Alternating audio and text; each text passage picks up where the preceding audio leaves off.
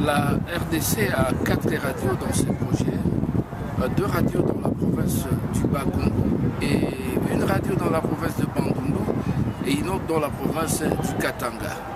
Alors les résultats, nous le mesurons par rapport aux défis qu'on s'était fixés.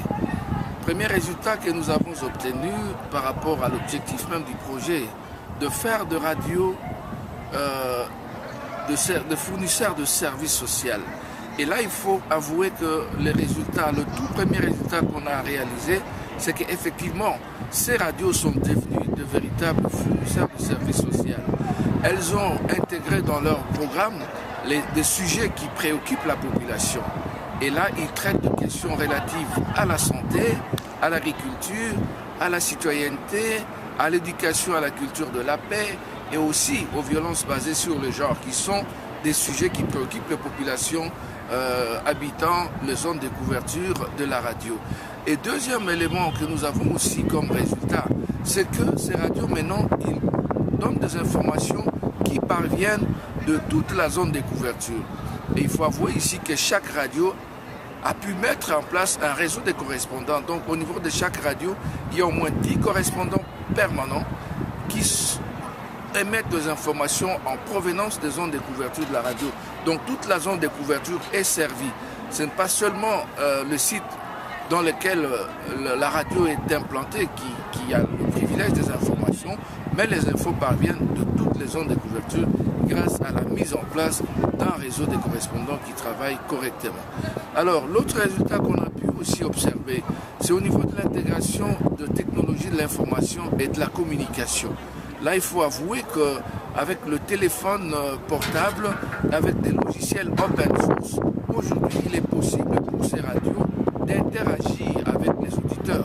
Donc, non seulement l'interaction avec les auditeurs, mais il y a aussi la gestion des contacts par des logiciels comme les Caféo et d'autres logiciels qui permettent aux radios d'entretenir des relations avec leurs différents partenaires.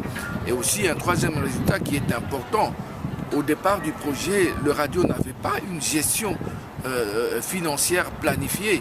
Mais grâce à ces projets, aujourd'hui, dans toutes ces 4 radios, on a mis en place une gestion financière grâce à une formation qu'on a donnée notamment aux managers des radios et aussi aux responsables des comptabilités, aux responsables des finances. Donc voilà les 3 résultats majeurs auxquels nous sommes parvenus aujourd'hui et qui vont être encore poursuivis dans la dernière phase du projet. Et je crois que ces radios ont répondu correctement aux objectifs que nous avons fixés au projet. Alors pour les activités, il faut avouer que l'activité majeure que nous avons prise en compte, c'était la formation de correspondants des radios. Ce ne sont pas des journalistes professionnels, mais il fallait à tout prix leur apprendre l'ABC du journalisme. Et là, nous avons tablé sur 2 genres journalistiques majeurs qui sont le reportage et l'interview. Nous leur avons appris les techniques de reportage, comment faire la collecte des informations, surtout, et aussi comment traiter les interviews. Dès qu'ils collectent les informations, ils transmettent au niveau de la rédaction pour le traitement et la diffusion. Mais la collecte de l'information, la réalisation des reportages, nous avons estimé que c'était important pour donner un niveau assez minimum et acceptable à ces correspondants qui vont jouer un rôle important dans la suite du projet.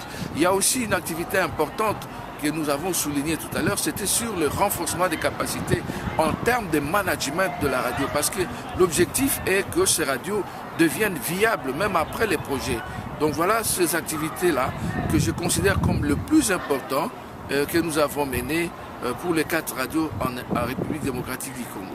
Les défis majeurs pour les radios participantes, c'est comme je l'ai dit tout à l'heure, le défi majeur c'était d'abord au niveau de la programmation. Ces radios, elles mettaient souvent de la musique et elles relayaient les informations par d'autres grandes stations de radio comme RFI, comme La Voix de l'Amérique, comme BBC, comme la radio des Nations Unies, Radio Okapi, qui est en République démocratique du Congo. Donc il y avait un problème dans la programmation. Mais aujourd'hui, ces radios ont leur grille de programmes grâce au thème que nous avons proposé. Et ce défi-là a été justement relevé grâce à une nouvelle programmation, à des nouvelles thématiques pour leurs émissions. Alors l'autre défi, c'était aussi par rapport à la gestion tant du personnel de la radio que des finances de la radio. Là aussi, c'est un défi que nous avons contourné grâce à des formations que nous avons pu dispenser en faveur du personnel de la radio et aussi en faveur des correspondants. Je crois que l'avenir est prometteur pour ces radios, d'autant plus qu'aujourd'hui, ces radios contribuent grâce à une gestion qui est devenue assez intéressante. Elles sont en train de contribuer elles-mêmes aussi à la mise en œuvre du projet qui fournissent et qui permettent à ces radios de communiquer pour le développement de la RDC.